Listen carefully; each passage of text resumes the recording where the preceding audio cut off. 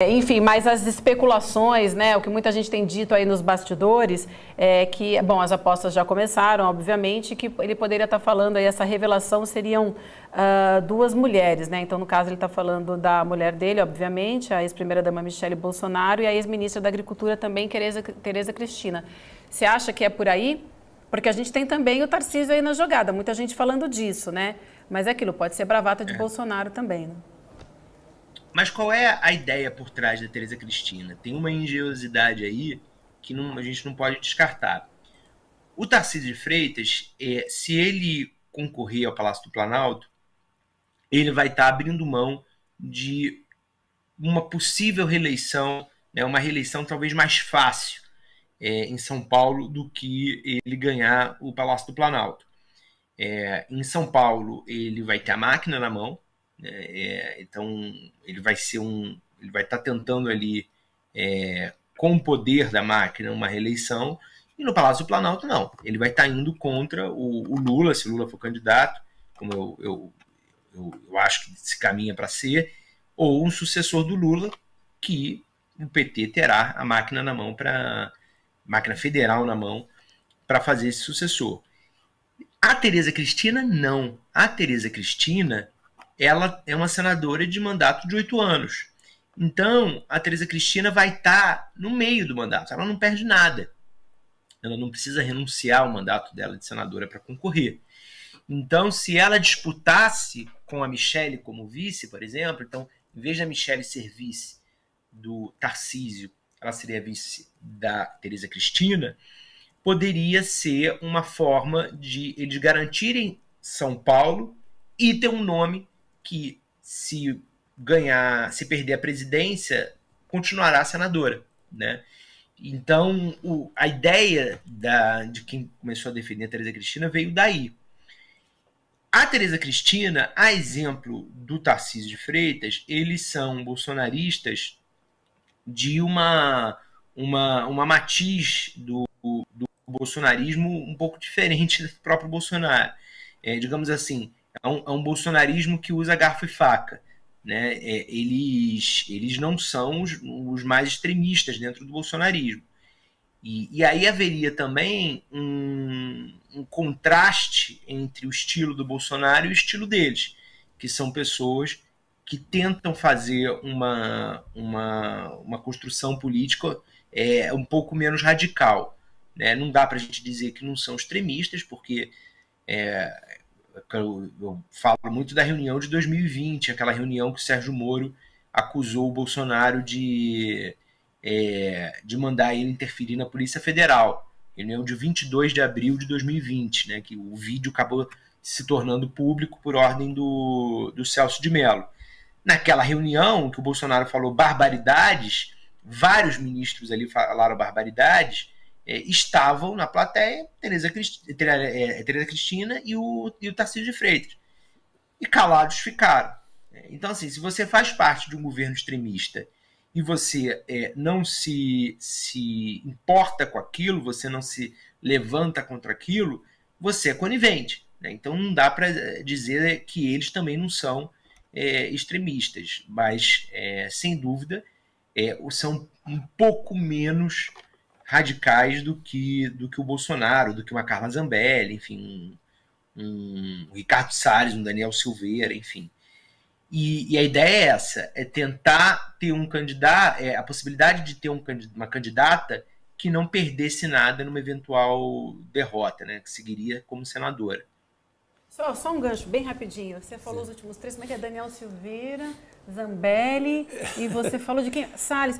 Nunca mais ouvi falar, gente. Inclusive, o Salles, só para registrar, quando o Bolsonaro veio para São Paulo, sabe o que o Salles fez? Foi tirar férias no Rio Grande do Sul, para não ficar junto com o Bolsonaro. Essa semana, agora, fim de semana, o Jair Bolsonaro esteve aqui, foi em jogo de futebol, foi na Assembleia Legislativa, e o Salles estava do lado dele? Não estava, não. O Salles foi para o Rio Grande do Sul tirar férias. Coincidência, né? Pois porque o mundo não gira capota, né? Ele ficou muito chateado, né, quando perde o direito de concorrer à Prefeitura de São Paulo, quando o bolsonarismo larga ele, aposta, pelo que sabe até agora, muito no Ricardo Nunes, né? Está muito empenhado na reeleição do atual prefeito. Quando ele é descartado, eu acho que ele ali pegou, ali chateou para valer. Mas voltando falando um pouco do Tarcísio, o Guilherme tem toda a razão. É um bolsonarismo. O Tarcísio, o que é que ele tem feito aqui?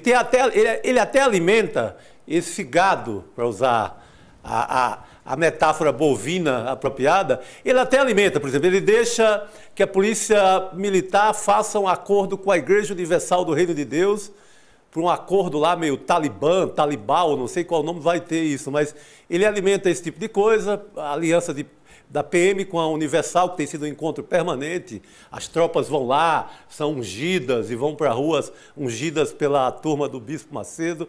Ele assina louvores e honras a ditadores e medalhas, etc., na Assembleia. Ele alimenta ali no varejo um bolsonarismo que inclusive o ajudará eleitoralmente. Mas em cima, para valer, a aliança dele é com a privatização, é com o programa ultraliberal, com um programa de vender tudo em São Paulo. Ele sintoniza com o mercado, sintoniza-se 100% com o mercado no que se chamaria de uma possível candidatura de mercado para as próximas eleições. Mas o desenho, eu vejo muito a candidatura à reeleição. Você pega o discurso do Tarcísio de Freitas com a reforma tributária. Está defendendo o quê? Mais coisas para São Paulo, tratamento diferenciado ao estado de São Paulo, aliás, com perdas enormes aos outros estados, é a defesa da tese dele no momento, plataforma de candidato à reeleição em São Paulo.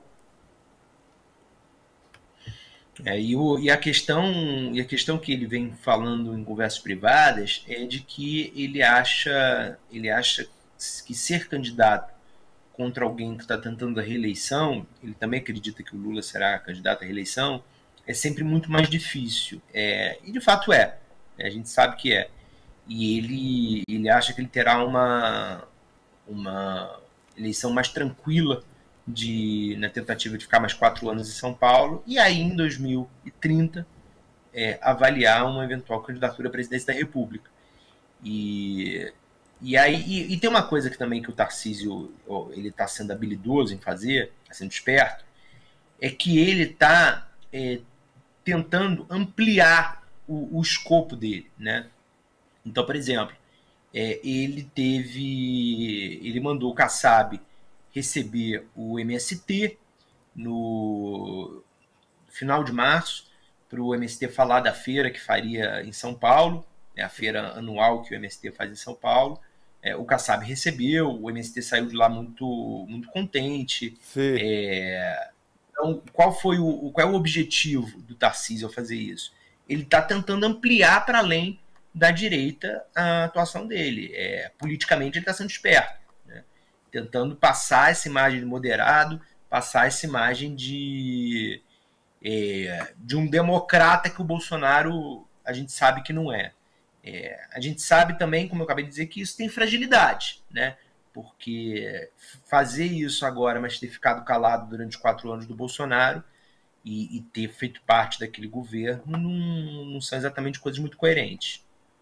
E também tem um outro problema, né, Guilherme? Eles não estão no partido do Bolsonaro, né? Os nomes que têm sido ventilados para suceder o Bolsonaro, tanto o Tarcísio quanto o Zema, os governadores de São Paulo e Minas Gerais, não estão no PL, no partido do presidente, né? O Tarcísio é do Republicanos e o Zema é do Partido Novo. É um problema também a ser resolvido. Apesar de que isso não é muito problema para o Bolsonaro, né, Chico? Sim. Quando ele decide que quer mudar de partido, ele pega todo mundo, leva para outro partido e muda de partido. Esse é o 8º partido do Bolsonaro, PL. Sem Mas problema. ainda tem esse problema, né? Ele tem que resolver o problema de aliança nacional e tem que resolver o problema de partido, já que no partido dele não tem um sucessor natural a essa pretensão, caso o Bolsonaro seja realmente inelegível, né, Gui?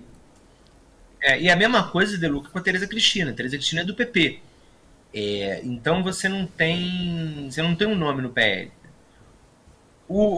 Voltou a circular essa semana a possibilidade da Michelle como candidata a presidente. Até alguém publicou, não me lembro exatamente, de que o Bolsonaro teria dito em conversas reservadas que ele poderia topar a Michelle como candidata. Eu não vejo isso acontecendo em virtude do que os próprios filhos falam, como o pai enxerga isso, como o Valdemar conta que o Bolsonaro enxerga isso. Eu vejo nisso muito mais um esforço do Bolsonaro de dizer, olha aqui, qualquer coisa eu coloco a Michelle, então vocês esperem que quem vai decidir isso sou eu, do que realmente um desejo, uma flexibilidade com a Michelle concorrer. O maior pânico do Bolsonaro hoje é que ele perca essa centralidade nessa decisão. Ele perca essa preeminência que ele tem na direita. O Bolsonaro hoje é o líder da direita no país. É um líder extremista, mas no campo todo da direita, na centro-direita, não tem uma figura forte como o Bolsonaro. Ele domina, Exato. Ele engoliu. Né? Ele engoliu. Porque as pessoas de centro-direita democráticas, elas não votaram no Bolsonaro. Né? Ou elas votaram no Lula, ou elas anularam. Acho que tem compromisso com a democracia. E com isso, e os que toparam votar no Bolsonaro, assinaram, colocaram o nome delas ali na caminhada para o abismo que a gente estava, essas pessoas elas foram engolidas pelo Bolsonaro. Né? Então, ele não quer perder essa centralidade de dizer, olha, eu posso não estar elegível, posso não ter meus direitos políticos, mas quem dá os votos, quem traz os votos sou eu, e eu que vou decidir. E hoje, a coisa pode mudar daqui até lá, né, gente? Mas hoje é fato que o candidato que o Bolsonaro escolher, muito provavelmente, esse candidato ele está no segundo turno. Ou ele vai ter muita chance de ir para o segundo turno de 2026.